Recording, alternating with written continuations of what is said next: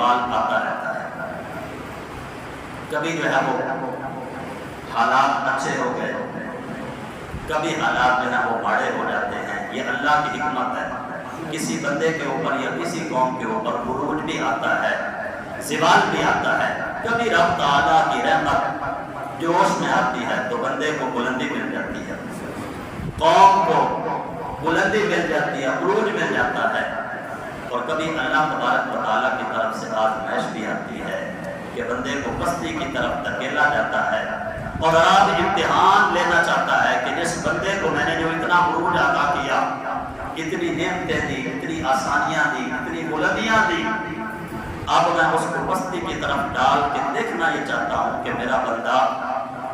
جب میں نے خوشیاں دی ہیں تو شکر تو کیا ہے، اب میں نے جو پستی میں ڈالا ہے،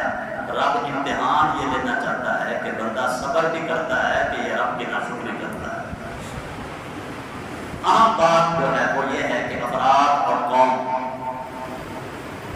جب ان کو زوال میں ڈالا جاتا ہے تو وہ زوال کے اسباب کو جان کر،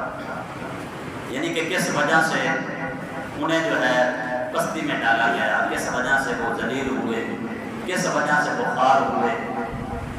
تو وہ لوگ اور وہ قوم ان اسباب کو دیکھتی ہے اور ان اسباب کو دیکھ کر پھر ان سے دوری اختیار کرتی ہے، تو اللہ پھر اس قوم کو عروج عطا فرماتا ہے، بلندی عطا فرماتا ہے۔ اور لیکن جو قوم اور جو بندے اپنے زوال کے اسباب کی طرف نظر نہ کریں اور ان اسباب کو ڈھونڈ کر ان سے نہ بچیں، تو پھر ایسی قوم کے لیے عروج پانا ناممکن ہو جاتا ہے۔ پھر وہ قوم کبھی بھی ذلت اور خاری سے نہیں اٹھ سکتی۔ اب سوال یہ ہے کہ مسلمانوں کو عروج کیسے ملا اور اب زوال کے اندر؟ اب دیکھیں نا، تاریخ اٹھا کے دیکھیں اور قرآن کو پڑھیں، حدیث مبارکہ کو پڑھیں اور تاریخ کو اٹھا کر دیکھیں تو چند لوگ آپ کو ملیں گے بغیر ہتھیاروں کے، بغیر مال و اسباب کے، بغیر دولت کے، چند لوگ آپ کو ملیں گے، لیکن ان کی اگر تاریخ اٹھا کے دیکھیں تو تمہیں پتہ چلے گا کہ وہ چند لوگ جن کے پاس نہ تو وافر مقدار میں دولت تھی، نہ جن کے پاس بہت زیادہ ہتھیار تھے، نہ بہت زیادہ فوجیں تھیں، وہی چند لوگ آپ کو پوری دنیا کے اوپر حکومت کرتے ہوئے نظر آئیں گے۔ اور پھر اس پچھلی تاریخ کو بھی پڑھیں اور اب جو حال موجودہ حال ہے اس کی طرف بھی نظر ڈالیں۔ مال و دولت کی کمی نہیں ہے، فوج کی کمی نہیں ہے، ہتھیاروں کی کمی نہیں ہے، پودوں کی کمی نہیں ہے، بندوں کی کمی نہیں ہے۔ ان ساری چیزوں کے بعد پھر آپ نتیجہ تک نکالیں گے تو تمہیں پتہ چلے گا کہ سب سے زیادہ آج کے دور میں جو ذلت اور خواری لکھی ہوئی ہے وہ مسلمان ہو رہے ہیں۔ مسلمانوں کو عروج کیسے ملا اور اب زوال میں کیوں ہیں؟ تو فرمایا کہ اس کی ظاہری وجوہات متعدد ہے، بہت بڑی وجہ ہے کہ ایک ایک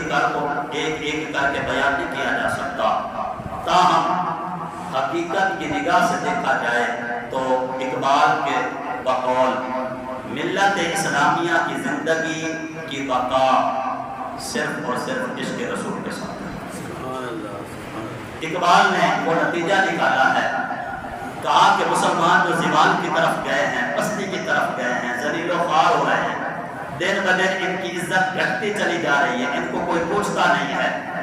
ان کی کسی کو قدر نہیں ہے، ان کی باتوں کی کوئی اہمیت نہیں ہے،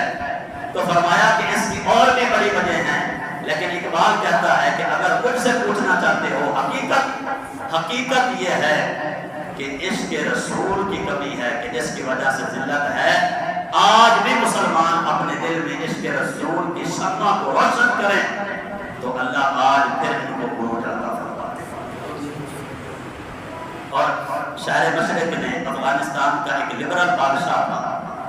جس کا نام تھا امیر امان اللہ خان۔ اس کی سوچ بھی نہیں تھی جس طرح کہ آج ہماری سوچ بنتی جا رہی ہے، ہم اسلام سے دور ہوتے جا رہے ہیں،